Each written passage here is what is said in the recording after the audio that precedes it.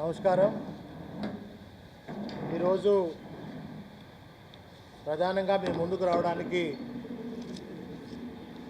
గౌరవ ఈ రాష్ట్ర ముఖ్యమంత్రి మొన్న నూతనంగా గెలిచినటువంటి సర్పంచ్ల సత్కార సందర్భంగా ఈ రాష్ట్ర సాధకుడు, ఈ రాష్ట్ర జాతిపిత 14 సంవత్సరాల సుదీర్ఘ పోరాటం చేసి చావు నోట్లకు పోయి ప్రపంచంలో ఉన్నటువంటి తెలంగాణ వాదులను, తెలంగాణ రాష్ట్ర సాధన కోసం కృషి చేసే వారందరినీ కూడా సకల జనులను ఏకం చేసి తెలంగాణ రాష్ట్రాన్ని సాధించిన రాష్ట్రాన్ని దేశానికి ఒక రోల్ మోడల్గా నిలిచి ఈ తెలంగాణ రాష్ట్రం ఎడారిగా ఉన్నటువంటి తెలంగాణని దేశానికి అన్నం పెట్టే స్థాయిలో నిలిపినటువంటి ఒక రైతు బాంధవుడిని, తెలంగాణ రాష్ట్ర జాతిపితని, తెలంగాణ బాపును పట్టుకొని మరి ఒక వీధి రౌడీలాగా, ఒక చిల్లర వాళ్ళలాగా, ఫుట్పాత్ వాళ్ళలాగా తన నోటికి ఇష్టం వచ్చినట్టుగా మాట్లాడడాన్ని నేను తీవ్రంగా ఖండిస్తూ ఉన్నా. ఇవాళ రేవంత్ రెడ్డి నిజంగా ఈ రాష్ట్రానికి ముఖ్యమంత్రి అయ్యిండు అంటే దానికి కారణం గౌరవ ఈ రాష్ట్ర తొలి ముఖ్యమంత్రి, రాష్ట్ర సాధకుడు కేసీఆర్ గారి భిక్ష. ఆయననే సాగు నోట్లపై తెలంగాణ రాష్ట్రాన్ని తీసుకురాకపోతే, తెలంగాణనే రాకపోతే ఇవాళ నీ పరిస్థితి ఏముండే ఒక్కసారి గుర్తు చేసుకోవాల్సినటువంటి అవసరం ఉంది రేవంత్ రెడ్డి గారు. అంతేకాకుండా మరి ఇవాళ నీకొక అమ్మ కూడా ఉంటుంది. నువ్వు ఒక అమ్మకే పుట్టినవు. ఆ అమ్మ అంటే ప్రతి అమ్మకి, ప్రతి బిడ్డకి ఒక అమ్మ ఉంటుంది. ఆ అమ్మ అందరు గౌరవించుకుంటారు. ఆ అమ్మనే దేవుళ్ళలాగా ఆరాధిస్తారు. అటువంటి నీ భాష, పరుష పదజాలం ఎంత దారుణంగా అంటే ఈ రాష్ట్రంలో ఆ రోజు ఆత్మీయ సమ్మేళనం పొందుతున్నటువంటి సర్పంచ్లు అక్కడ మహిళా మౌనులు కూడా ఉన్నారు, మహిళా చెల్లెళ్ళు కూడా ఉన్నారు, తల్లులు కూడా ఉన్నారు. ఆ భాష ఎంత దారుణంగా ఉందంటే ఆ మహిళల ముందట కూడా నీ అవ్వ అని ఈ రాష్ట్ర మాజీ మంత్రిగా పనిచేసినటువంటి ఈ రాష్ట్ర బీఆర్ఎస్ వర్కింగ్ ప్రెసిడెంట్ అయినటువంటి తనను పట్టుకొని మాట్లాడితే తెలంగాణ రాష్ట్రంలో ఎక్కడ పోయినా కూడా పిల్లలు ఆడుతూ మాట్లాడుకుంటూ స్నేహంలో కూడా నీ అవ్వ అనగానే వాని దౌడ ధన్మని వలగొడతారు. ఒక్క క్షణం కూడా ఆలోచించరు. ఒక్క క్షణం కూడా ఆ దౌడ వలగొట్టడంలో ఒక్క క్షణం కూడా ఆలోచించరు. అడెంత సూపదైనా కూడా. కానీ ఇవాళ నువ్వు ఎవరి జోలికి వచ్చినావు అనేదాన్ని ఒకసారి ఆలోచన చేయాలి. నువ్వు ఒక ముఖ్యమంత్రివి, ఒక బాధ్యత గల ఈ రాష్ట్రానికి రాజ్యాంగబద్ధంగా ఉన్నటువంటి ఒక గొప్ప పదవిలో ఉన్నటువంటి ముఖ్యమంత్రివి. ఆ పదవికి ఒక కలంకాన్ని తీసుకొచ్చినటువంటి ముఖ్యమంత్రి దేశంలో, ప్రపంచంలో ఎవడు ఉన్నాడంటే అది ఒక రేవంత్ రెడ్డి మాత్రమే. ఏం భాషనే నువ్వు సీఎం వా చిల్లర కానీ అనుకుంటాను. తెలంగాణ కాదు, ప్రపంచవ్యాప్తంగా కూడా. నాకు రాత్రి 11 గంటలకు ఒక ఎన్ఆర్ఐ ఫోన్ చేసిండు. ఏం సార్ అసలు మనం ఎక్కడ ఉన్నాం, అసలు మన రాష్ట్రానికి ఒక చిల్లర ముఖ్యమంత్రి దాపురించిండు, దౌర్భాగ్య పరిస్థితి వచ్చిందని చెప్పి ఎన్ఆర్ఐలు, ఈ దేశ ప్రజలు, ఈ రాష్ట్ర ప్రజలు మాట్లాడుకునేటువంటి పరిస్థితి, నీ పరిస్థితి వచ్చింది ముఖ్యమంత్రి. అసలు కేసీఆర్ గారు ఏమన్నారు? నువ్వే బయటకు రమ్మంటావు, మాట్లాడమంటావు. ఇక మళ్ళీ మాట్లాడితే ఇక నీ పరిస్థితి ఏమన్నాడు ఆయన? అరే నీ డిపిఆర్ 2023లో పెట్టిన డిపిఆర్, పాలమూరు రంగారెడ్డి పథకానికి సంబంధించినటువంటిది డిపిఆర్ తిరిగి వచ్చింది, రిటర్న్ వచ్చింది. మరి 2 ఏళ్ళైనా మేము 90% పూర్తి చేసినటువంటి బీఆర్ఎస్ ప్రభుత్వము కేసీఆర్ గారి పాలనలో 90% పూర్తి చేసినటువంటి ప్రాజెక్టులను వాటి డిపిఆర్ తిరిగి వచ్చింది. ఇది కూడా 2 ఏళ్ళుగా నువ్వు ఏం చేయలేకపోయినావు.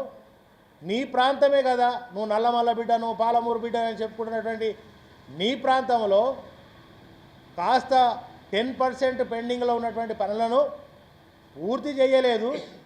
అది పూర్తి చేయకపోతే నువ్వు ప్రజలకు ఇచ్చినటువంటి 420 హామీలు కనుక పూర్తి కాకపోతే నీ తోలు తీస్తామన్నాడు.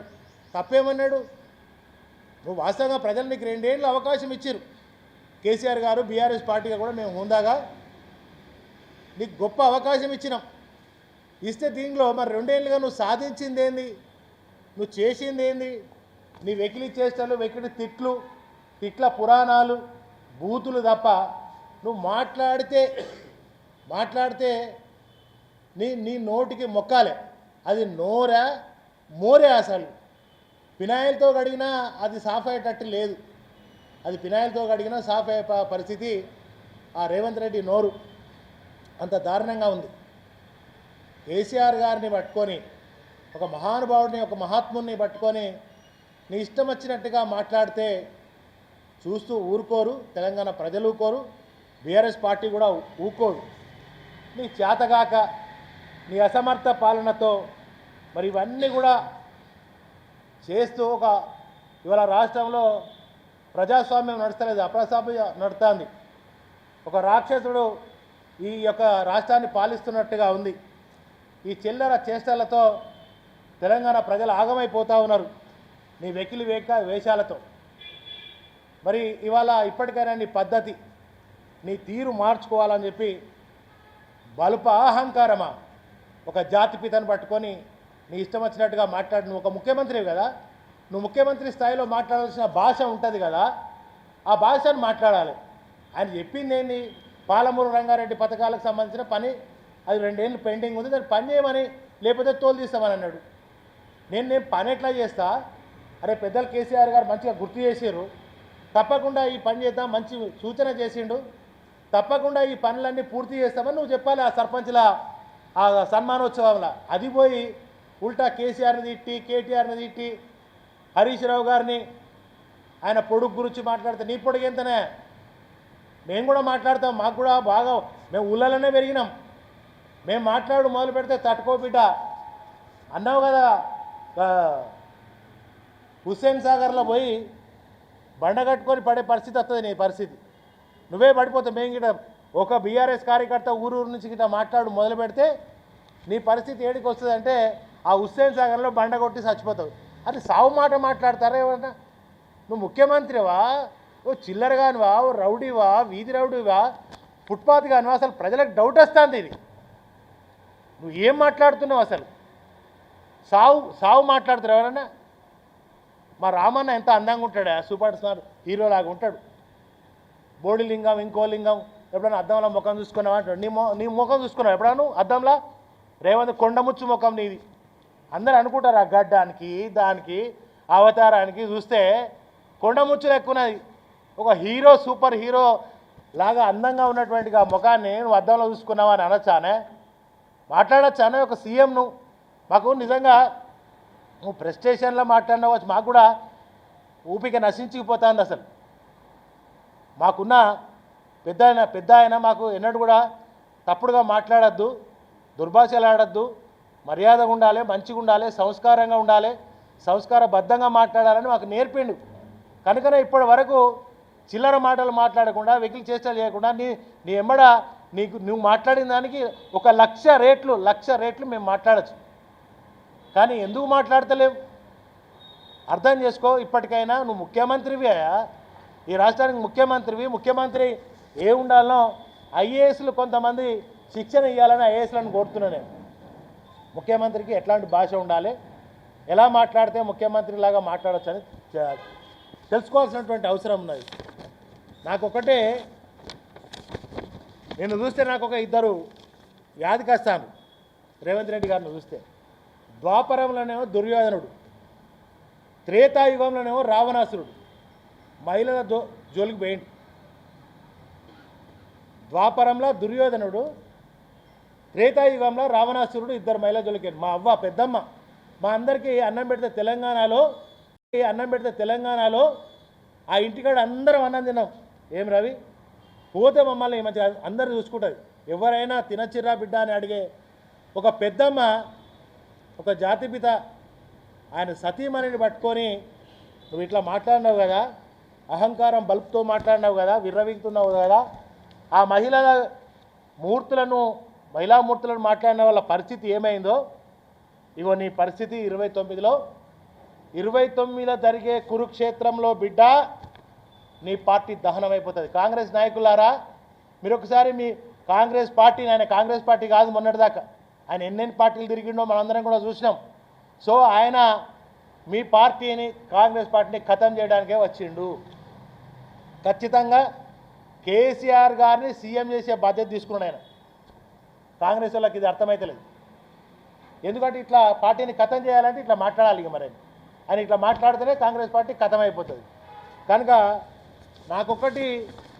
ఇంకొకటి బాధ అనిపిస్తున్న అంశం ఏంటంటే, ఎక్కడైనా అయినా ఈ ప్రెస్ స్టేషన్లో మతిగిట భ్రమించిందా ఏంది అనేది ఒక డౌట్ వస్తుంది. ఒకసారి మా కాంగ్రెస్ నాయకులందరికీ, మహేష్ కుమార్ గౌడ్కి అందరికీ విజ్ఞప్తి చేస్తాను, ఆ మంత్రులను కూడా విజ్ఞప్తి చేస్తాను, ఎందుకైనా మంచిదిగా ఎర్రగడ్డ హాస్పిటల్ ఒకసారి చూపిరా, మీ దండం పెడతా. ఏం భాష, ఏం మాటలు, ఏంటిది ఇది?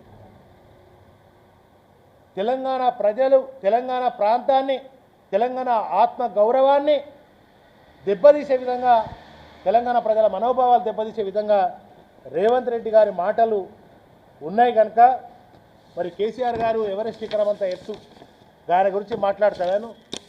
నాకు రాత్రి చాలా బాధ అనిపించింది. యాక్చువల్గా నిన్ననే ప్రెస్ మీట్ పెడదాం అనుకున్నాం. ఈ ఫోటో చూడురా, ఇది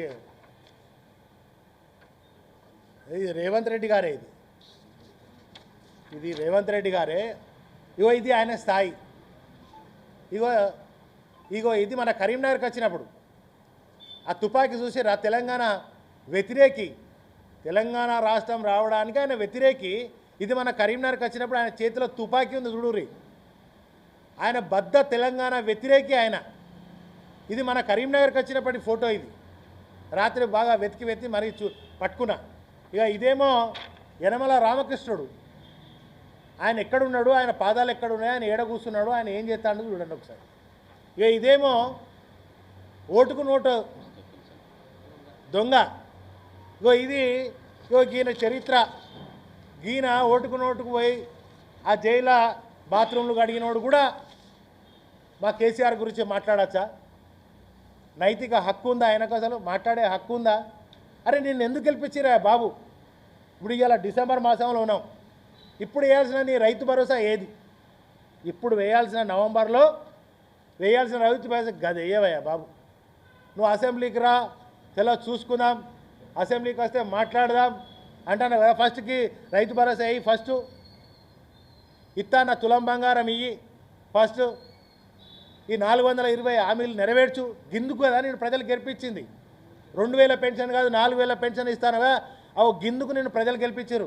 ఇవాళ అనుకుంటాను మళ్ళా, అయ్యో మోసపోయినాము, గోసపడుతున్నాము, మళ్ళా వస్తే దరిద్రం అడ్రస్ లేకుండా చేద్దామని చెప్పి ప్రజలు చూస్తూ ఉన్నారు. ఎప్పుడు మళ్ళీ ఎమ్మెల్యే ఎలక్షన్లు వస్తాయా, సాధారణ ఎన్నికలు ఎప్పుడు వస్తాయి, అప్పుడు పండబెట్టి తొక్కితే పాతాళానికి పంపుదామని ప్రజలు అనుకుంటారు. ఈ పండబెట్టి తొక్కుడు, పేగులు మెడలు వేసుకుంటూ, తొండలు దొరగొట్టుడు, అరే ఏం లాంగ్వేజ్ బై ఇది? ఇది ఏం భాషనా ఇది? చాలా దరిద్రపు దౌర్భాగ్యపు పాలన, తుపాకీ రావుని పాలన ఇలా తెలంగాణలో నడుస్తూ ఉంది. ఇదే విధంగా మా తమ్ముడు గుర్తు చేస్తాడు, ఇవాళ ఏదో యాప్ పెట్టినరు, రైతులకు యూరియా ఇచ్చే దిక్కు లేదు కానీ తెలంగాణకు వచ్చి మాట్లాడమన్నట్టు తెలంగాణ శాసనసభకు వస్తాను. మా రామన్న, హరీష్ అన్న వస్తారు. నువ్వు ఒకటిగా మైక్ కడి చేయకుండా కొద్దిగా టైం ఇవ్వా. ముఖ్యమంత్రి గారు, శాసనసభ స్పీకర్ని కూడా నేను గతంలో ఎమ్మెల్యేగా పనిచేసిన. శాసనసభ స్పీకర్ గారు, ముఖ్యమంత్రి గారు, మా కృష్ణార్జునులు వస్తారు రేపు, నువ్వు ఎప్పుడు పెడతావో శాసనసభ దానికి వస్తారు, కొద్దిగా మైక్ కడి చేయకుండా నువ్వు టైం ఇచ్చే దమ్ముందా నీకు? నీకు చేతనవుతుందా? ఇవాళ రామన్న మాట అన్న హరీష్ అన్న మైక్ కడి చేసుడేనే. ఈ రామన్న హరీషాలను ఎదుర్కొనే దమ్ము నీకు కానీ నీ మంత్రివర్గానికి కానీ ఉందా? అసలు రాగానే మైక్ కట్ చేసుడు తప్పించుకొని తిరుగుడు తప్ప నీకు చేతనయ్యేది ఏంటిది? పారిపోవుడు, అబద్ధాలు మాట్లాడు.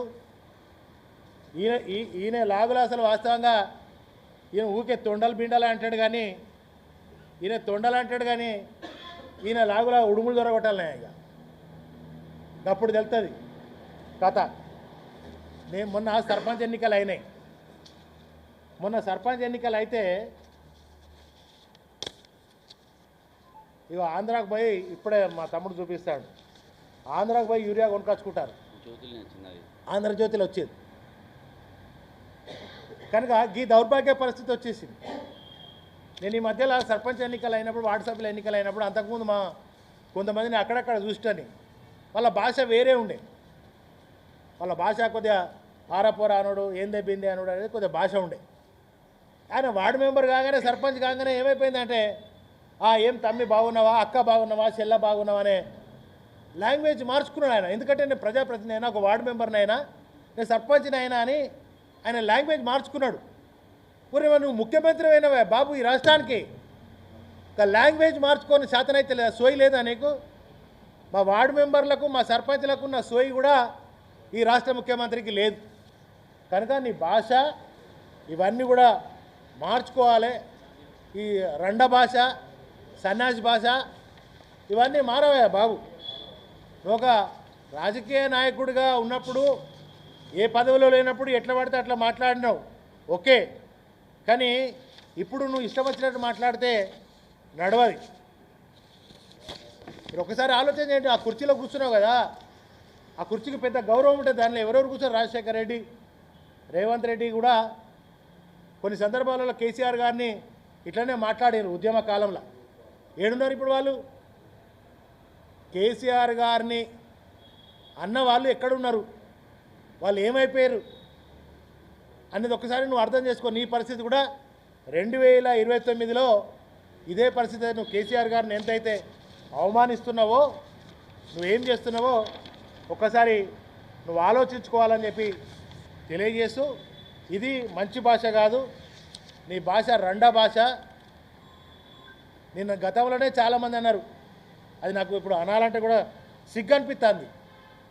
ప్రెస్ ముందటికి వచ్చి మాట్లాడాలంటే కూడా, నీ గురించి నీ పేరు తీయాలంటే మాకు మంచిగా అనిపిస్తలేదు. మొన్న కేసీఆర్ గారు వచ్చి మాట్లాడినప్పుడు నీ పేరు తీయలేదనే ఫ్రస్ట్రేషన్. వాస్తవంగా నీ పేరు ఉచ్చరించి మాట్లాడలేదనే కదా నీ బాధ. ఇదంతా ఇప్పటిదాకా ఈ బాధ గదే కదా. సో ఇవన్నీ విషయాలు కూడా నువ్వు నీ దృష్టి, అభివృద్ధి, తెలంగాణ ప్రజలకు గతంలో ఏం మాట ఇచ్చినావు, తెలంగాణ ప్రజలకు ఏం హామీలు ఇచ్చినావు, ఏం అమలు చేస్తా అని చెప్పినావు, నీ గ్యారంటీ కార్డు ఏమి ఇచ్చినావు, గది నువ్వు ఫస్ట్ అమలు చేయి. ఇక కేసీఆర్ గురించి మాట్లాడు, కేటీఆర్ గురించి మాట్లాడు, హరీష్ రావు గురించి మాట్లాడు. హరీష్ రావు అని ఏంటిది? తెలంగాణ ఉద్యమంలో కేసీఆర్ గారికి కుడిభుజంలాగా పనిచేసి తెలంగాణ అభివృద్ధిలో భాగస్వామి అయినాడు. ఆయన పట్టుకొని నేను విద్యాశాఖ మంత్రి నిన్ననే మా హరీష్ అన్న పోయాడు, ఓ స్కూల్కి పోయాడు. స్కూల్కి పోతే ఆ ఉడకని అన్నం ఉన్నది సార్, కోడిగుడ్లు లేవు, ఆ పౌష్టికాహారం పెడతలేరు, అన్నం సరిగా పెడతలేరు, పచ్చిపులుసు సరిగా లేదని పెట్టిండు. మరి అటువంటి ఒక హరీష్ అన్న 6 అడుగుల బుల్లెట్, తెలంగాణ సాధకుల్లో ఆయన ఒకడు. అటువంటి ఆయనను పట్టుకొని పొడుగు గురించి మాట్లాడతావా? నీ నీ నీ పొడుగు గురించి, నీ పొట్టితనం గురించి మేము మాట్లాడితే బాగుంటుందా? మరి అది మంచిదేనా? కనుక ఇవన్నీ కూడా ఆలోచించుకో. ఇకనైనా నీ నోరు దగ్గర పెట్టుకుంటే ఈ తొండల భాష, ఈ రండల భాష, ఈ భాషనే నువ్వు మర్చిపోయి ఇప్పుడైనా ఇక ముఖ్యమంత్రిగా ఆ ఐఏఎస్లకు కూడా నేను విజ్ఞప్తి చేస్తున్నా, కొద్దిగా మంచి భాష నేర్పియండి. ఆ మహేష్ కుమార్ గౌడ్ కూడా చెప్పిన, నేను ఇప్పుడే కాంగ్రెస్ మంత్రులకు, ఎమ్మెల్యేలకు కూడా చెప్తున్నా, దయచేసి ఒకసారి ఎందుకైనా మంచిది ఎర్రగడ్డ హాస్పిటల్ పోయి తీసుకుపోయి చెక్ చేసుకురండి. ఇంకోసారి మా కేసీఆర్ గురించి కానీ అవ్వేమన్నదా, పెద్దమ్మ ఏమన్నదా, నువ్వు వెంటనే రేవంత్ రెడ్డి గారు చెంపలేసుకొని మా అమ్మకు, మా జాతిపిత క్షమాపణ చెప్పాలి అని నేను డిమాండ్ చేస్తాను.